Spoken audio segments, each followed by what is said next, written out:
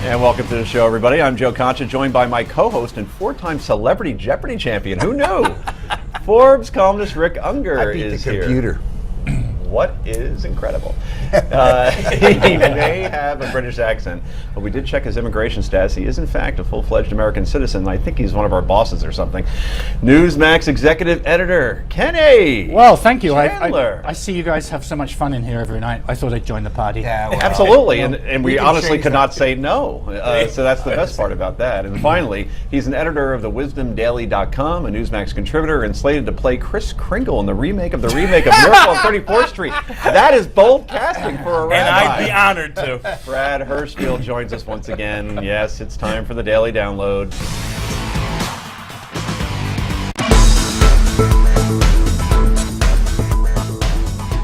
It's our hybrid download. So as you know by now, Germanwings flight 9525 crashed in the southern French Alps yesterday, killing all 150 passengers on board, including 3 Americans. Now, French officials saying audio recovered from the black box voice recorder reveals the captain of the aircraft was locked out of the cockpit and by the co-pilot, who then plunged the plane into the ground on purpose. So what do we know about the co-pilot? Andreas Lubitz. He was a 28-year-old German national from the town of Montebar.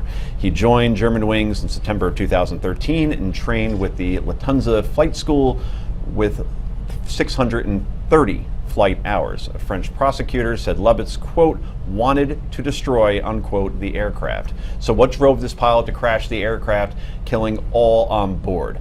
Well, there has been talk of depression. What was the cause? And joining us now is psychologist, Dr. Bart Rossi, who has worked with airline pilots in the past to deal with stress. Welcome, Dr. Rossi. Nice to be with you. So there are reports that family members have said that Andrea Lubitz suffered from depression in the past. We're assuming that the crash investigators are looking into that kind of background. Is there anything special they should be looking for that would give any indication as to why he crashed an aircraft purposely with 150 people on board? Well, the first thing that comes to mind to me is that this is a long-standing problem that he's.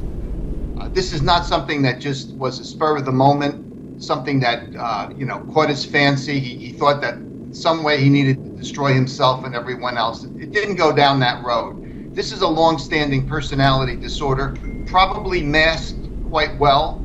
Some people seem to think that he was affable and a pleasant personality. But there's a lot underneath the surface here, and I'm sure they'll find, looking at his telephone records, his emails, that there's a lot here that's under the surface.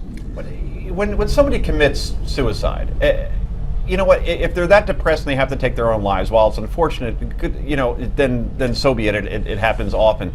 What compels somebody to crash a plane with all those people on board with them? I mean, why, if he was so affable and he didn't seem to have any kind of anger issues, I mean, we're all speculating here, but there haven't been a lot of people that have come forward and said, this guy was obviously had a problem, severe problem psychologically. What compels somebody to get to that point in their lives where not only they take their own life, they also crash a plane with all those people on board as well?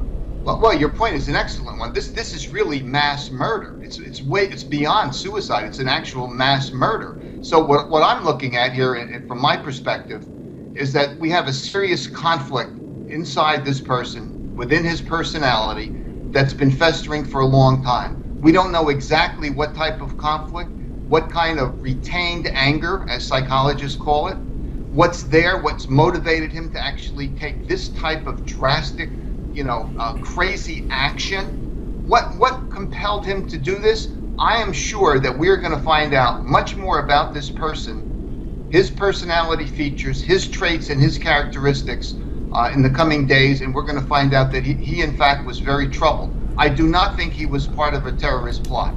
Dr. Rossi, it's Rick Unger. Listening to what you're saying, well, I do think we have to be careful not to overdo this, because air travel is still the safest way to get around, even in the face of a horrible tragedy like this. It sounds like you're saying that there's no way to even find out about this sort of thing through any kind of psychological testing before a pilot like this is hired, or through, say, an annual examination. Is it impossible to see this sort of thing coming, and it's just one of those things? Well, this is an important question. I believe that, yes, you can pick out a great deal of information with a good psychological, and I think it should be mandatory, and it probably is for many airlines, a psychological, including psychological tests today, that in the public safety area you cannot fudge, you cannot make yourself look better than you are, you can't fake it with an interview, with a write-up. And I also believe that going forward, when there's a medical exam every year or every 6 months for a pilot, there should be a corresponding psychological evaluation. I agree. And in some of these cases, you may find that someone has conflict and has difficulty that needs to be addressed. I am not saying that every other pilot should be weeded out and not fly. I'm not saying that at all. But we can find out which individuals have problems today, and we all have issues. We all have sides to our personality that need work. Which pilots can we identify as having specific problems, whether it's marital, whether it's drinking, whether it's a drug-related issue? Certainly going to learn more, Doctor, no question. I'm sorry we have to wrap up there. We got to go, but we certainly appreciate your input here, and I'm sure we'll be talking to you again soon. Very good. Thanks. I enjoyed it. So guys, let's go around the table quickly. Here's the whole thing. We keep hearing, this is what happens during any tragedy. We obviously assess everything. We get the who, what, when, where, why, how, and then we try to assess blame in some capacity. In this case, it's, well, maybe you should have been tested, from a psychological perspective. But can't you just dupe whoever's administering that test? In other words, maybe this couldn't have been prevented. It might not have been, and that's really important. The impulse to try and figure out the why in the face of tragedy is usually ahead of our understanding of the real whys. Right. So it's really important to slow down. The one thing we do know is in 1995, the Air Force, the U.S. Air Force, began mandatory suicide prevention training and awareness, and they cut the suicide rate by 50%. So I don't think it's necessarily about what you can preclude, but you can educate ahead of the problem and make a material difference. Yeah, I mean, let's not forget, it was 1 year ago this month, Malaysian Airlines 370 crashed, vanished, disappeared. The pilot is still the prime suspect on that, that was a suicidal thing. So nothing has changed in the last 12 months. As someone who flies a lot, what the doctor said is not very reassuring. I mean, how are you going to test the pilots? For that matter, what about bus drivers? What about people driving automobiles? Right, this could happen under any vehicle. That's true, Ken. Rick, Yes, I'd love to get your stuff thoughts on happens. this. That's all I can say about it. Right. Coming up next, ISIS invades America, and a little later, Hillary supporters have a list of words they don't want you to say. This is the Daily Wrap, only on Newsmax TV.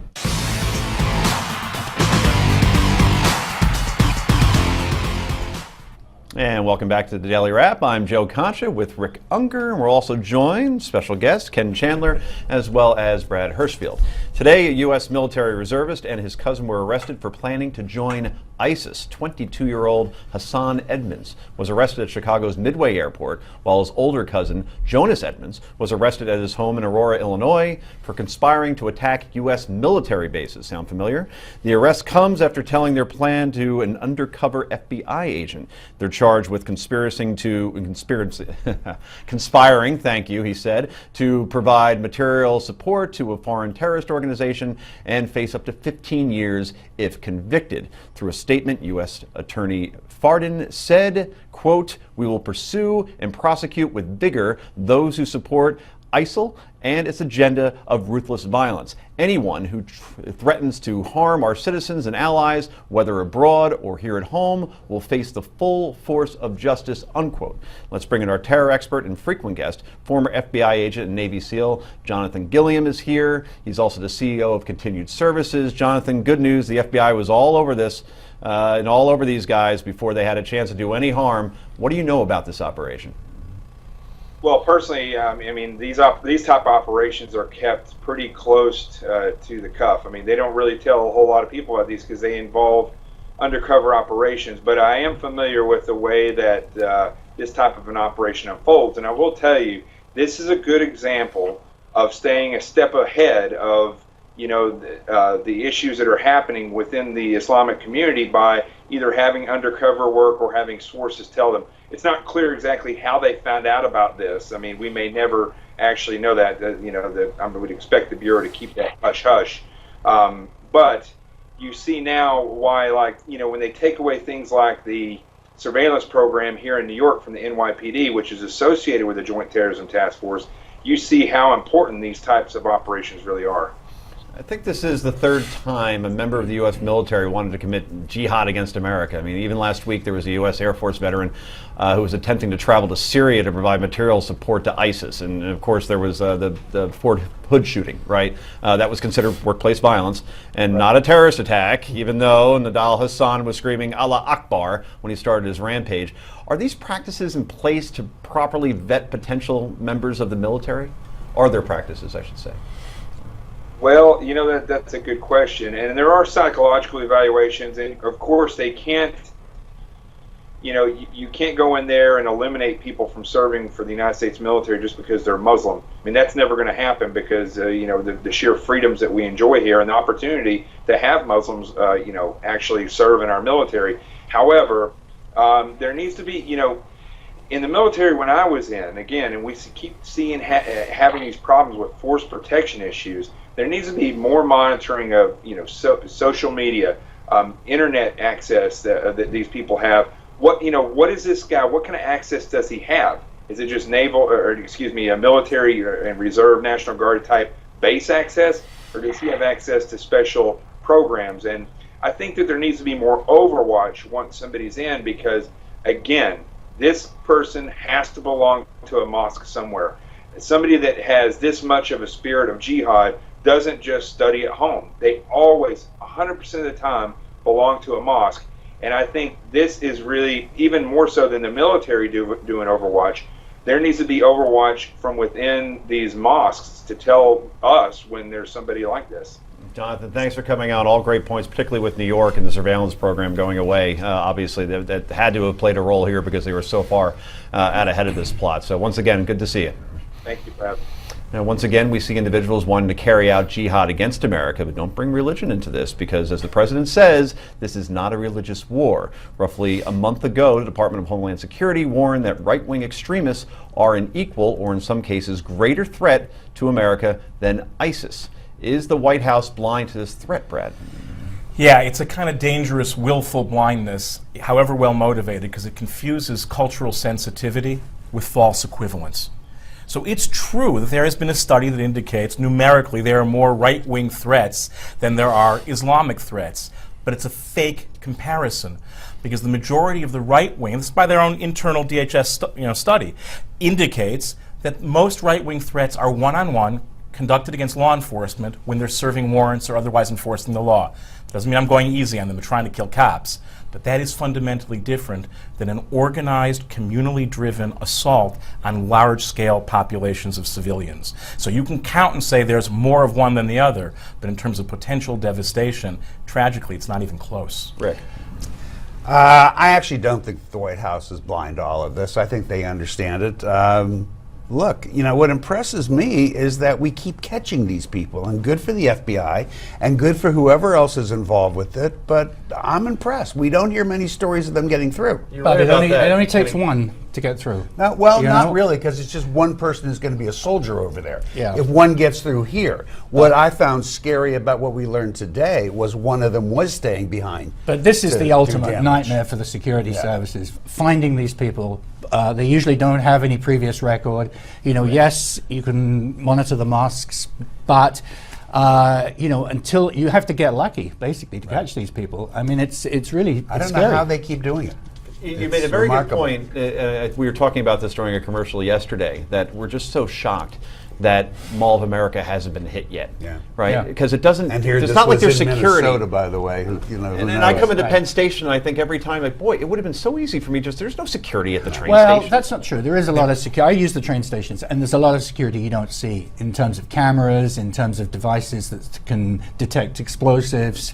I mean, you know, they've got hundreds of cameras. At Grand Central Terminus, which is a big station here in New York, I mean, it is crawling with surveillance equipment.